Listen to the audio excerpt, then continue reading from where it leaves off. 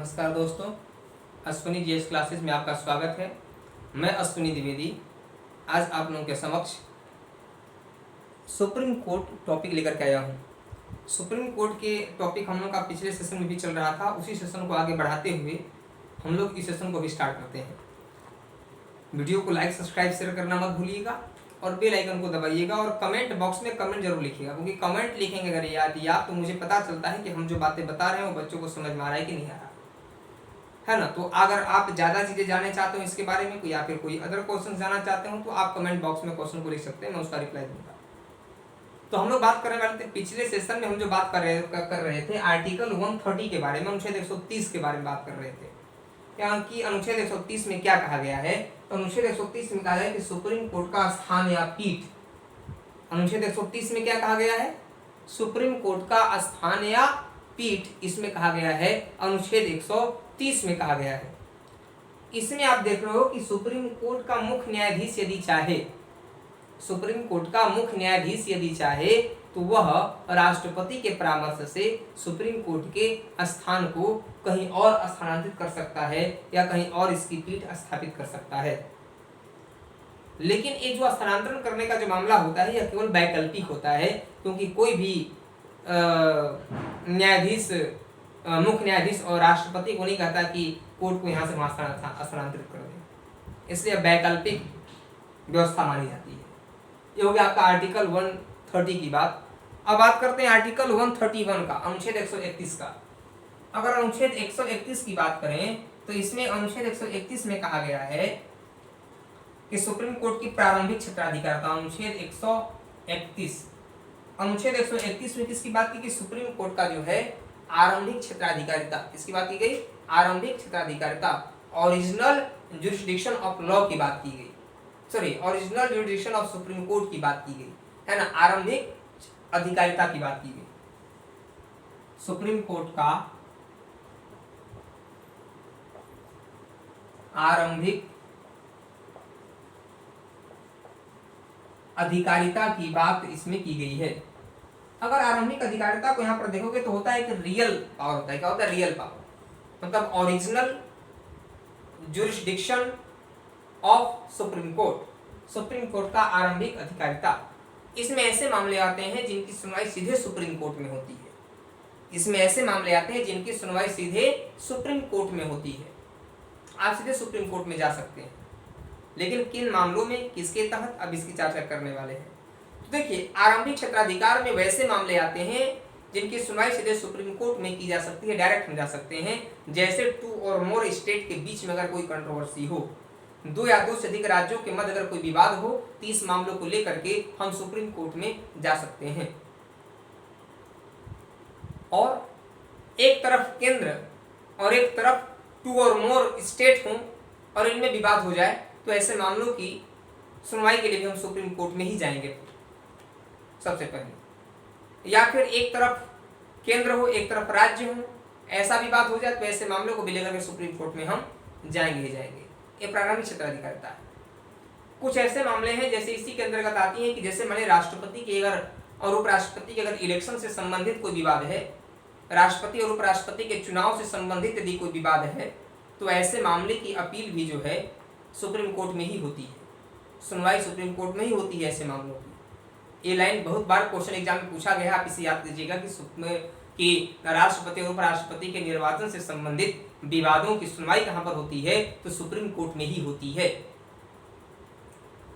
अब इसके बाद अगर देखें हम लोग कि लोगों के मौलिक अधिकारों के उल्लंघन से संबंधित अगर कोई मामला हो, अगर लोगों के फंडामेंटल राइट से अगर कोई हनन का कोई मामला हो, तो ऐसे मामलों की सुनवाई भी सीधे सुप्रीम कोर्ट में ही होती है। अनुच्छेद 32 के तहत आप लोग जानते हैं कि सुप्रीम कोर्ट 5 प्रकार की रिट जारी करता है। Habeas corpus, mandamus, prohibition, certiorari, quo warranto, बंदी प्रत्यक्षीकरण, परमादेश, प्रतिषेध, उत्प्रेषण और अधिकार परीक्षा। ये 5 प्रकार के रिट हैं जो जारी करता है, सीधे सुप्रीम कोर्ट में जा सकते हैं मौलिक अधिकार का उल्लंघन होने पर। ये तो हो गया आर्टिकल 131 की बात। लेकिन आर्टिकल 131 में कुछ ऐसे केस होते हैं जो आरंभिक अधिकारिता की तरह लगते तो हैं लेकिन इसमें माने नहीं जाते, जैसे अंतर्राज्यीय जल विवाद। ये भी तो लग रहा है ना कि अंतर्राज्यीय जल विवाद, मतलब जल के बंटवारे को लेकर के दो राज्यों में लड़ाई चल रहा है। तो दो राज्यों के विवाद के लिए मैं क्या बताया था सुप्रीम कोर्ट में जाने के लिए, कि पहली बार में सुप्रीम कोर्ट में जाएंगे, प्रारंभिक क्षेत्राधिकारता में आएगा। लेकिन अंतर्राज्यीय जल विवाद यह original jurisdiction of supreme court के अंतर्गत नहीं आता है, सुप्रीम कोर्ट का आरंभिक अधिकारिता में यह नहीं आता है। और क्या क्या नहीं आता इसमें, तो पहला तो क्या बताया कि अंतर्राज्यीय जल विवाद या केंद्र और राज्य के बीच में कुछ वित्तीय बंटवारे को लेकर के कोई विवाद है, या पहले पूर्व में कोई जो है सो संधि समझौता हुआ है, या फिर जो है सो राज्य सरकारें केंद्र पर यह आरोप लगाएं कि हमारा घाटा यह केंद्र सरकार के चलते ही हुआ है, या डेफिसिट केंद्र सेंट्रल गवर्नमेंट के चलते ही हुआ है। तो ये सब मामले जो है सो प्रारंभिक क्षेत्राधिकारता में नहीं माने जाते हैं, ठीक ना। अब बात करते हैं आर्टिकल 132 का। आर्टिकल 132, आर्टिकल 132 में कहा गया है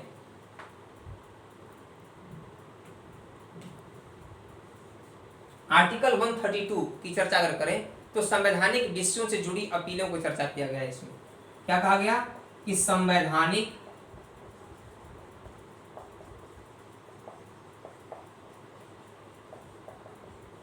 मामलों से जुड़ी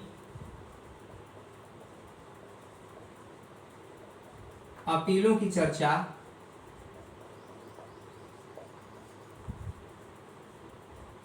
किया गया है। तो अनुच्छेद 132 में कहा गया कि सुप्रीम कोर्ट के मतलब इसमें कहा कि संवैधानिक मामलों से जुड़ी अपीलों की चर्चा किया गया है। संवैधानिक मामलों में अपील का मतलब क्या होता है, तो संवैधानिक मामलों में अपील का मतलब होता है दोस्तों कि यदि कोई ऐसा संवैधानिक मामलों से जुड़ी अपीलों का मतलब होता है कि भाई संवैधानिक मामलों से जुड़ी अपील अगर है तो भी हम सुप्रीम कोर्ट में अपील कर सकते हैं। लेकिन इसमें आएगा क्या, तो इसमें ये चीजें आती हैं कि यदि हाई कोर्ट के द्वारा सुनाया गया कोई डिक्री हो, कोई निर्णय हो, है ना, या अंतिम आदेश हो जो हाई कोर्ट दे चुका हो, समझा गया, और उस मामले में विधि का सारवान प्रश्न निहित हो, सारगर्भित प्रश्न निहित हो, सब्सटेंशियल क्वेश्चन ऑफ लॉ के मामले हों, तो ऐसे मामलों की अपील हम सुप्रीम कोर्ट में कर सकते हैं। ऐसे मामले को संवैधानिक मामला कहा जाता है, समझे ना। हाई कोर्ट के द्वारा सुनाया गया कोई भी अगर डिक्री है, कोई भी दिया गया निर्णय है या अंतिम आदेश है और उसमें सब्सटेंशियल क्वेश्चन ऑफ लॉ का कुछ अगर पार्ट है या सारगर्भित प्रश्न निहित है अगर उसमें, तो ये जो संवैधानिक मामले होते हैं इनकी अपील हम सीधे सुप्रीम कोर्ट में कर सकते हैं। समझ में आ गया हमारी बातें, कॉपी में जरूर लिख लीजिएगा आप। अब देखिए अनुच्छेद 133 की बात करते हैं, आर्टिकल 133। आर्टिकल 133 की अगर बात करेंगे तो इसमें कहा गया है कि सिविल मामलों से जुड़ी अपीलें, क्या कहा गया, सिविल मामलों से जुड़ी अपीलें की चर्चा किया गया है।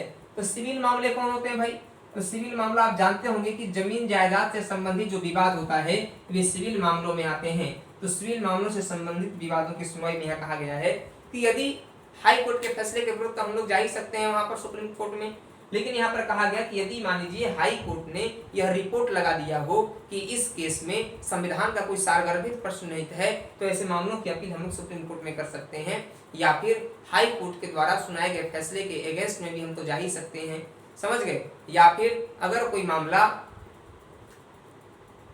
यदि कोई मामला में हाई कोर्ट जो है सो, यह एकदम इसको जरूर याद कर लीजिएगा कि किसी मामले में हाई कोर्ट जो है सो सिविल मामले में, मतलब हाई कोर्ट ने कोई सिविल मामला हो और हाई कोर्ट उस केस में यह कह दे कि यह मामला सुप्रीम कोर्ट में ही सुने जाने लायक है, तो इसकी अपील भी सुप्रीम कोर्ट में की जा सकती है, समझ गए। अब देखिए आर्टिकल 134 की बात करते हैं। आर्टिकल 134 जो यह भी बहुत ही महत्वपूर्ण है। अनुच्छेद 134, अनुच्छेद 134 आर्टिकल 134 की बात करते हैं कि दांडिक मामलों से जुड़ी अपीलों की चर्चा इसमें किया गया है।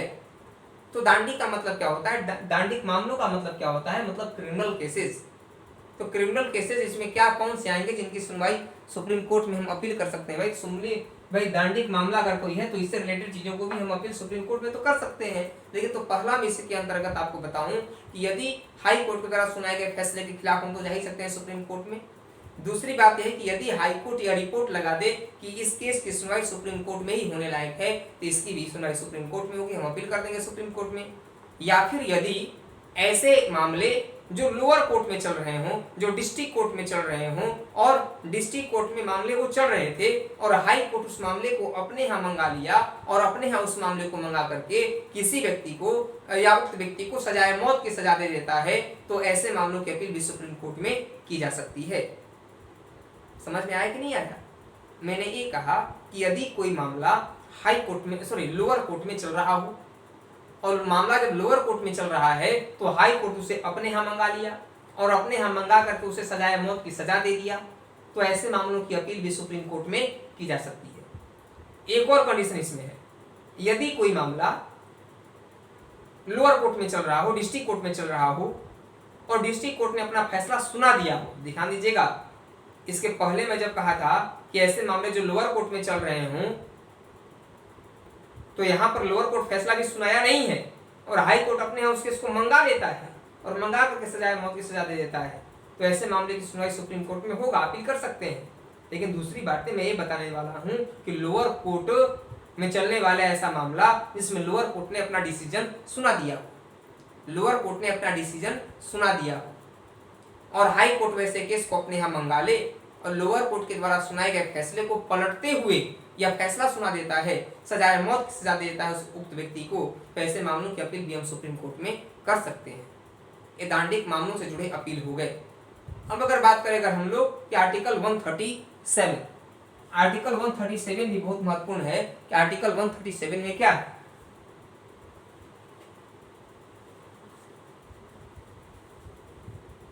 आर्टिकल 137, आर्टिकल 137 में कहा गया है कि सुप्रीम कोर्ट जो है, सुप्रीम कोर्ट अपने निर्णयों या आदेशों पर पुनर्विचार करके उन्हें बदल सकता है।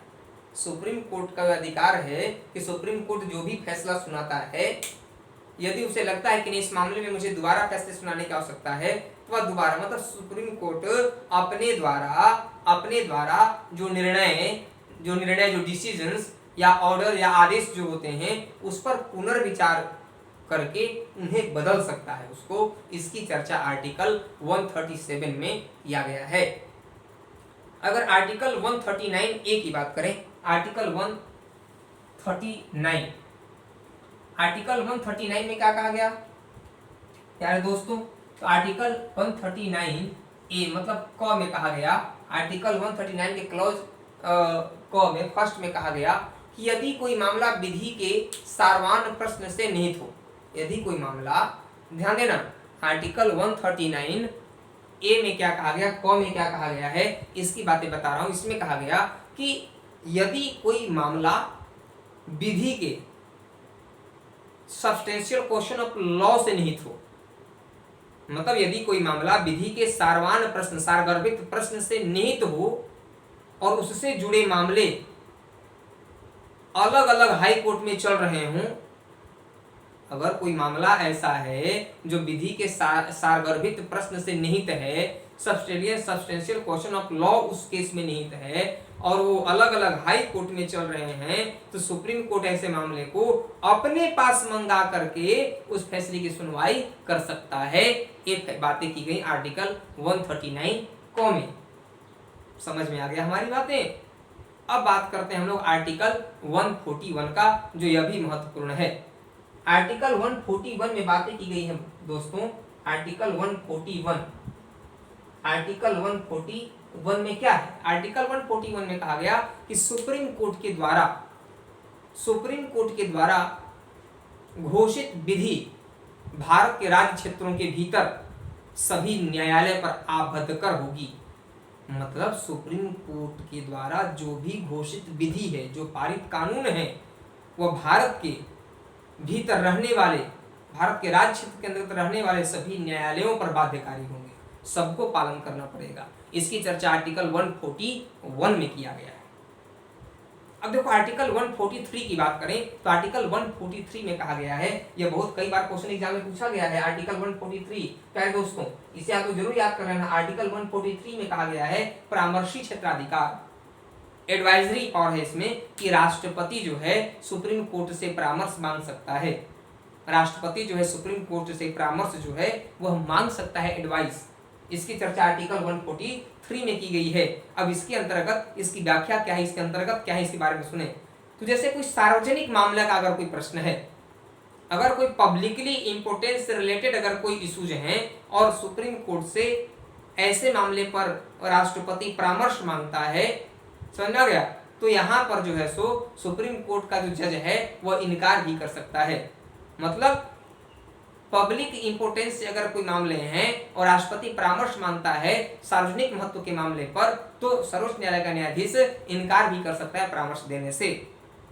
लेकिन यदि पूर्व संवैधानिक संधि, अगर कोई पहले कोई ट्रीटी हुआ हो, संधि हुआ हो, समझौता हुआ हो, अलायंस हुआ हो, कॉन्ट्रैक्ट हुआ हो, तो सुप्रीम कोर्ट के द्वारा अपना मत देना अनिवार्य है। दोनों मामलों में सुप्रीम कोर्ट का मत सिर्फ सलाहकारी होता है, मतलब सुप्रीम कोर्ट को सलाह देता है। पहले मामले में इनकार भी कर सकता है, लेकिन संधि मामले में, समझा गया, समझौता हो, अगर कोई कॉन्ट्रैक्ट संविदा को कोई मामला हो, तो ऐसे मामले में जो है सुप्रीम कोर्ट सलाह देने के लिए बाध्य है, देना पड़ता है उसे। लेकिन दोनों मामलों में राष्ट्रपति सलाह को माने या न माने, या राष्ट्रपति के विवेक पर निर्भर करता है कि वह मानता है या नहीं मानता है। अब बात करते हैं हम लोग आर्टिकल 142 के बारे में कि आर्टिकल 142 में क्या है। आर्टिकल 142 में कहा गया प्यारे दोस्तों कि सुप्रीम कोर्ट जो है एक हाई कोर्ट के मामले को दूसरे हाई कोर्ट में स्थानांतरण कर सकता है। आर्टिकल 142 की बातें कर लें। आर्टिकल 142 में कहा गया है कि जो है सुप्रीम कोर्ट क्या कर सकता है कि एक हाई कोर्ट के मामले को दूसरे हाई कोर्ट में स्थानांतरण भी कर सकता है, ट्रांसफर भी कर सकता है। इस बात को जरूर याद रखिएगा आप लोग, है ना। इसकी चर्चा की गई है। तो बच्चा आप वीडियो को सब्सक्राइब, लाइक, शेयर करना मत भूलिएगा, बेल आइकन को दबाना मत भूलिएगा, ठीक है ना, ताकि अगले वीडियो का नोटिफिकेशन आपको मिल सके। आज के सेशन को हम यहीं समाप्त करते हैं। नमस्कार।